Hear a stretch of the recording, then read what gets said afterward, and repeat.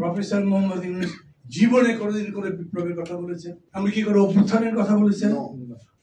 আপনারা পত্রিকায় পড়েছেন এনসিপির আহ্বায়ক নাহিদ বলেছেন ওনাদের প্রস্তাব ছিল একটা ন্যাশনাল গভর্নমেন্ট করতে, কিন্তু বিএনপি সেটা এক কথাই নেই।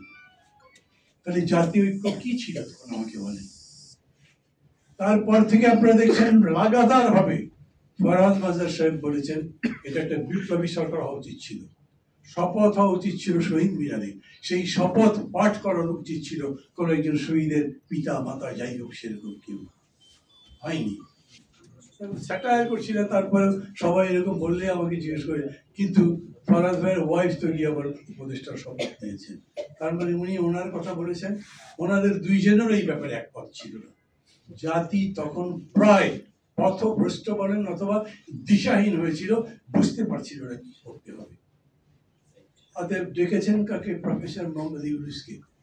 প্রফেসর মোহাম্মদ ইউনূস জীবনে কোনোদিন করে বিপ্লবের কথা বলেছেন? আমি কি করে অভ্যুত্থানের কথা বলেছেন? আপাদ মস্তক একজন সংস্কারবাদী। He is a doer, he is a performer, he is a reformist, he is a wonderful person. এই অর্থে যে উনি সারা দুনিয়াকে চমকে দিয়েছেন তার মাইক্রো ক্রেডিট দিয়ে।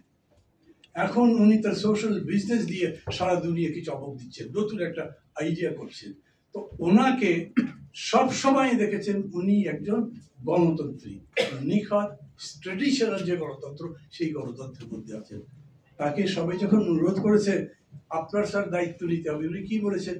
এত যারা রক্ত দিয়েছে, এত বড় লড়াই করলো, তাদের অনুরোধ আমি ফেলতে পারলাম না, তাই চলে আসলাম।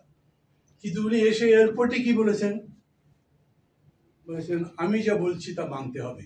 জেদ করে বলেছি, আবদারের মতো করে বলেছেন আমি যা বলছি যা বলবো সেটা মানতে হবে, না হলে আমি আবার চলে যাব। আমি সবসময় ভয় পাই। উনি আমার টিচার ছিলেন, সরাসরি প্রায় জায়গাতেই বলি, খুবই পছন্দ করি তাকে, এবং তার শিক্ষা তারও অভূতপূর্ব ছিল। কিন্তু তারপরেও উনি ছেড়ে চলে যাবেন এই যে বললেন, আমি তখনও বলেছি যখন তখন কিন্তু এরকম কাজ করতে পারে, করলো না মাঝে একবার।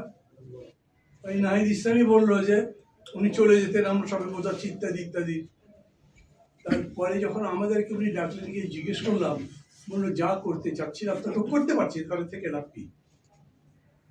আপনারা কি এখন প্রফেসর ইউনূসের আইডিয়া সম্পর্কে জানেন? উনি যা চান তা করতে পারছেন বলে মনে করছেন?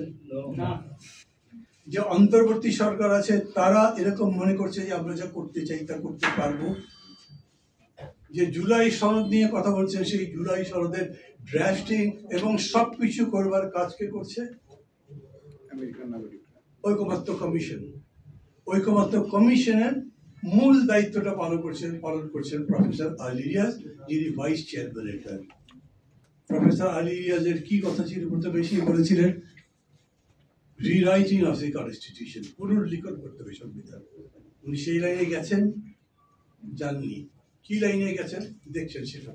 অ্যাবসলিউটলি যখন আপনার 7A 7B চলে গেল কনস্টিটিউশন থেকে, বেসিক্স অফ দি কনস্টিটিউশন বলতে গেল, তখন আপনি যে কোনো জিনিস অ্যামেন্ড করতে পারেন। আগে যখন বেসিক্স অফ দি কনস্টিটিউশন ছিল, তার মানে হচ্ছে এতগুলো জিনিস আছে, অলমোস্ট 1/3 অফ দি কনস্টিটিউশন, কোথাও হাত দিতে পারবেন না, কোনো পরিবর্তন করা যাবে না। কিন্তু সেটা চেঞ্জ হয়ে গেল এখন। এরপরে হলো আপনি সবই বদলাতে পারেন। অতএব ধারণাটা বদলে গেল।